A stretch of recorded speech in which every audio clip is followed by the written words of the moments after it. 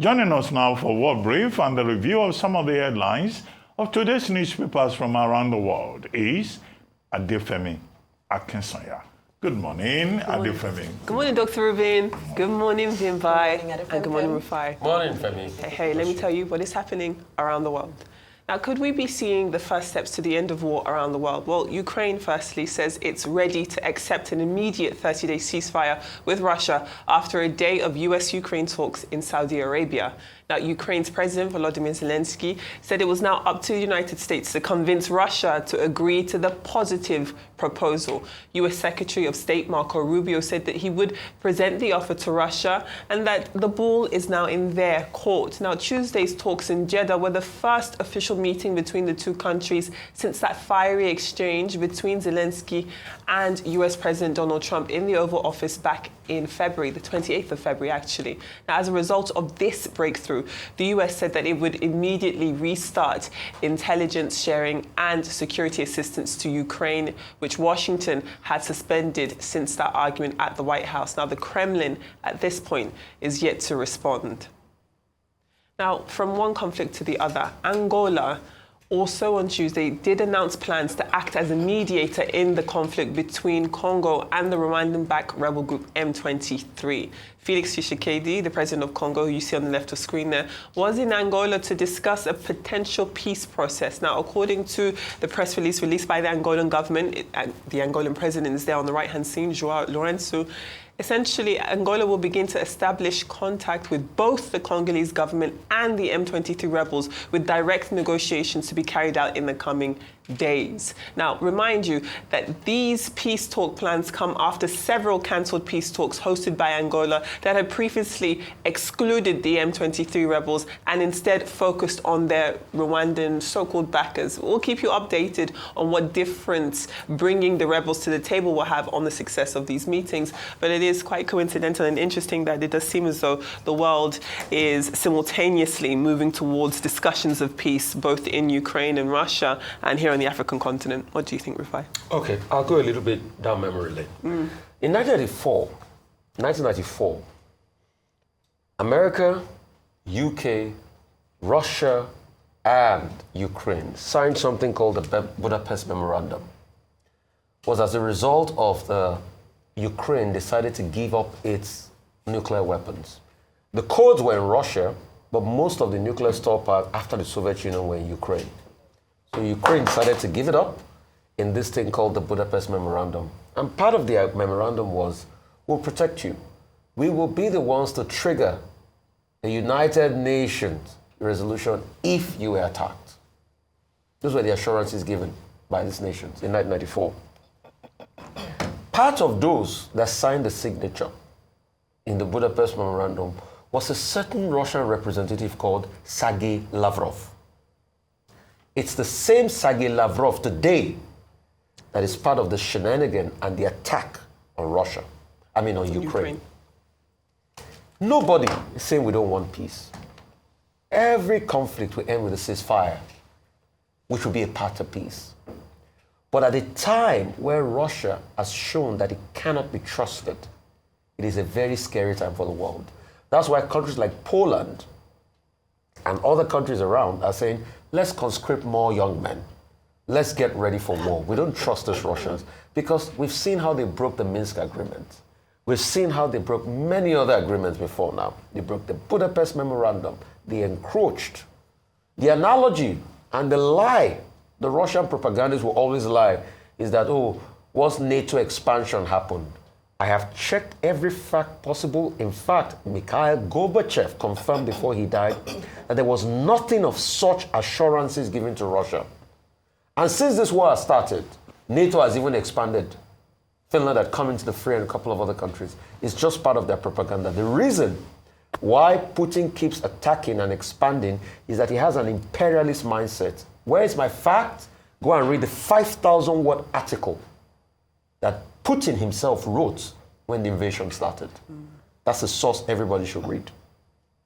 Going further, yesterday, even before this meeting, Zelensky had put out in a tweet the path to peace, different iterations of ceasefire. So this meeting was more or less academic. And that's why, as Andrei Yermak, the representative of the Russians, the Ukrainians came in, he was clear on what he wanted. He wanted peace. Now they've pushed it back to the Russian fold. Let's see what Sergei Lavrov will do. Will Sergei Lavrov say, we want to keep conquered territory? We want to encroach even further? Will the Russians use this to be able to rearm themselves? Because this is another fear people have. And that's why Macron was speaking in a very terrified tone on television in France, that they might use this as a stopgap to rearm themselves and get ready again and invade. Probably they will do what they have always done before. Look for separatists in Ukraine, empower them to fight the Ukrainian nation. Let's see what Russia will do. As regards M23, I keep saying this, that a lot of people miss the point. M23 is not one rebel group.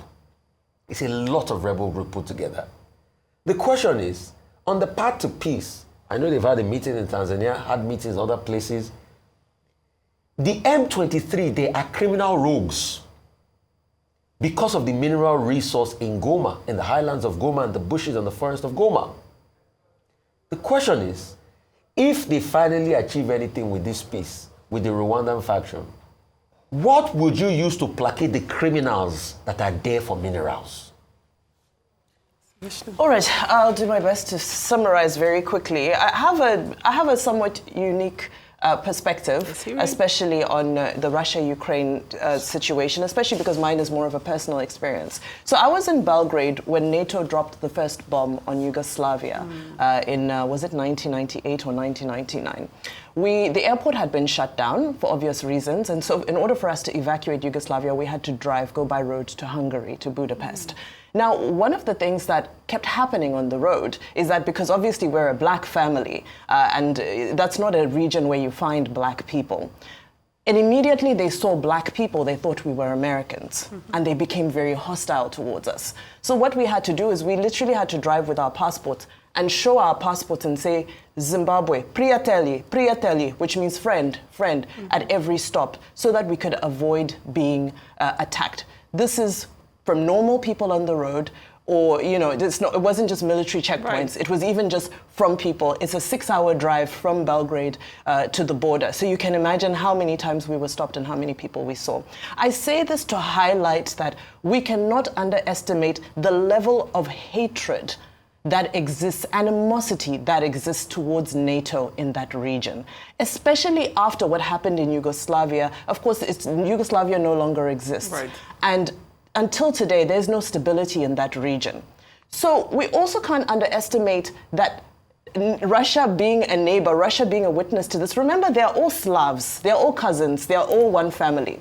So you also can't underestimate what Russia would feel, having seen what happened to their little brother just a couple of decades ago, having NATO in the back door. So I think there are several factors. I think many things can be true at the same time. There are a number of things at play, but I also just wanted to highlight the level of animosity towards NATO in that region. Now, bringing the conversation back here to Africa, there's a similar situation where you find in Eastern Congo, there's a people called the Banyamulenge.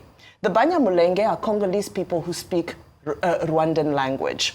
Now, the Banyamulenge have been marginalized since Mobutu became leader. Mobutu waged war on the Banyamulenge, and he said, you guys are not part of us. They don't even receive the dividends of governance from Kinshasa, from the capital. So these are people who then came together and they said that, you know what, we're going to fight for ourselves and fight for our rights. In the process, like Rufai said, some criminal elements have also gotten involved. Remember, some people who were part of committing the atrocities in the Rwandan genocide have also run away to this region. So you've got a mixed pot of so many people. And I was listening to this fantastic lecture from former South African President Thabo Mbeki, who was saying that there is no lasting peace that can be achieved in Eastern Congo until we realize that these people need to enjoy good governance. They need to enjoy the service delivery. They also need to feel like they're part of Congo. However, the Banyamulenge people continue to be treated like, you know, the poorer cousins, mainly because they are more of Rwandan descent. And it goes back to Mobutu Sese Seko. Thank you, Vimba. Okay. Both subjects that you have brought this morning will fall within the province of international law and the international legal order. I will talk quickly about the principles and the theory. Now, there is a doctrine of the sovereign equality of the states, That is, no state is more superior to the other. Per imperim non habet imperium. So says the United Nations Charter. Article 38, sub 1 of the International Court of Justice also opposes the same principle, that states are equal. Now, that's one of the problems we have, whether we're talking about Russia versus Ukraine, or the DRC versus M23, and also by extension, Rwanda. The other principle is that in reality, that UN Charter and Article 38 of the ICJ do not really apply. There are superior powers who impose their will, and that is the practical politics that you'll find. 3 is the principle that states, sovereign states, would necessarily pursue their own interests. They act in self-interest. Number 4 is that where there is conflict in international law or international diplomacy, there are structures that are in place to which sovereign states can seek recourse for resolving dispute. Hence, you have the ICJ, hence you have so many other bodies under the international legal order. Now, how do these principles and theoretical foundations apply to the situation in Russia, Ukraine, and also in Democratic Republic of Congo? I will need to run through that seriously, quickly, so that it doesn't become a lecture. Number 1, you recall that on February 28, the US summoned Zelensky. What they wanted to discuss was this critical minerals deal and also the ceasefire. And Zelensky went there. He was insisting on guarantees. He was treated very badly by the Americans. The Americans acting as superior power. In fact, he was walked out of the Oval Office and walked out of the State House. Even his dressing was questioned by reporters. And he was told that he was not grateful to Americans. And he was told that there will be no further discussions until he was ready to be penitent. What did he do? He simply said he wanted guarantees that Russia will not misbehave. But America was also interested in the critical minerals, rare earth, raw materials deal. Ukraine has 116 special raw materials, including tantalum. In December, the Chinese had said they will no longer grant the Americans access to their special earth raw materials. So they needed to look in another direction.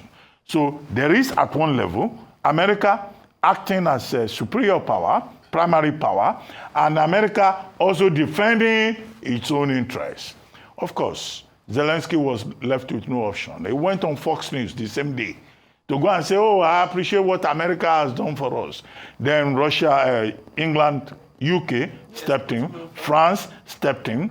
The UK Foreign Secretary went to talk to the US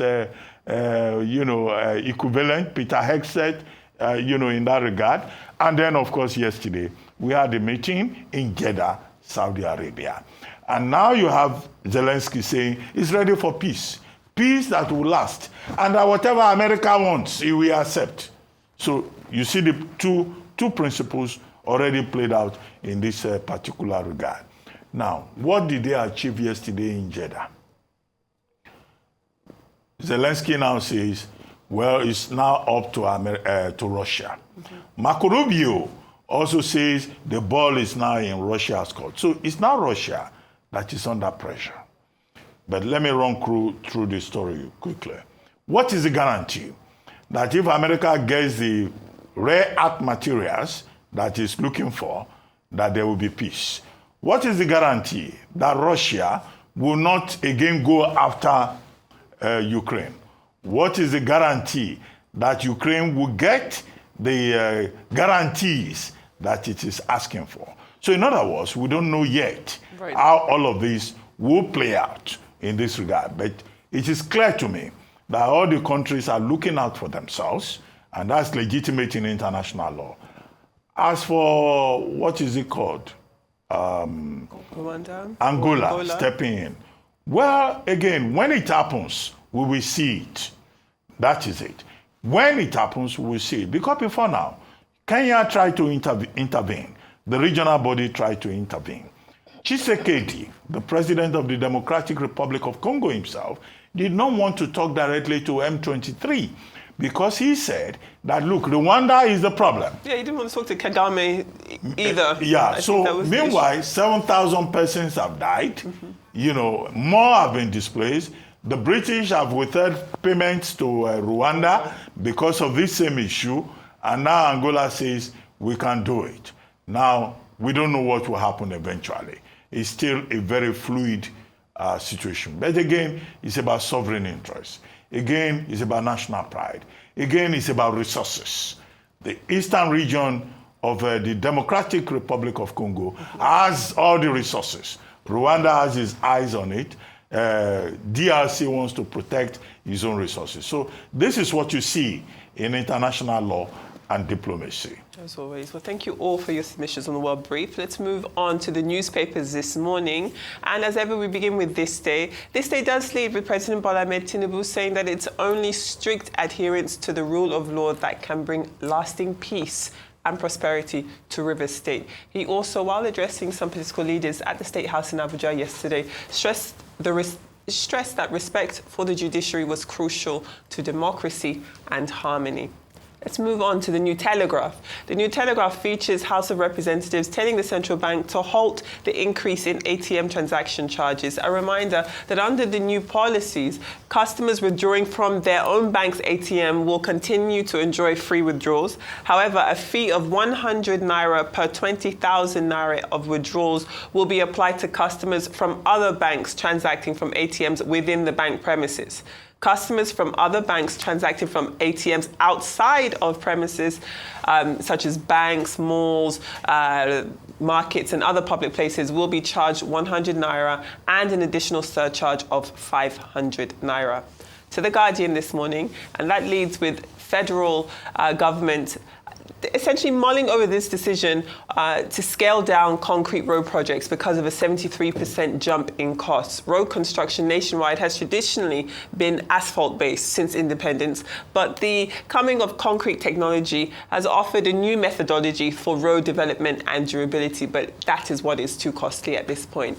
And then the Daily Trust reports on meningitis and the outbreak that we're seeing in the northwest of the country, and they say that it is that outbreak which is behind the death of at least 26 people over the past several weeks. Now, the spread of the disease in Kebbi State began in late January with over 200 suspected cases recorded, and that is according to the state's Commissioner for Health, who is Musa Ismail, and that is what he had told reporters in Kebbi, which is clearly facing this issue when it comes to meningitis and this health outbreak. Those are your papers across Nigeria. Of course, our UK papers focus a lot on what we're seeing in Saudi Arabia with the coming of this, I mean, you can't call it ceasefire just yet, but that's what other papers around the world are looking at, and those what our Nigerian ones were saying. Do we have some time to speak? Of course, go ahead. Okay. I can't even hear anything, but go ahead. Okay, I think we need to go. Since there's no time. Oh, really?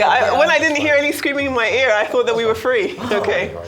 Thank you so much for your submission, always. Adefemi, as always. And of course, we're still praying for peace. Hopefully, this is it. This is the one.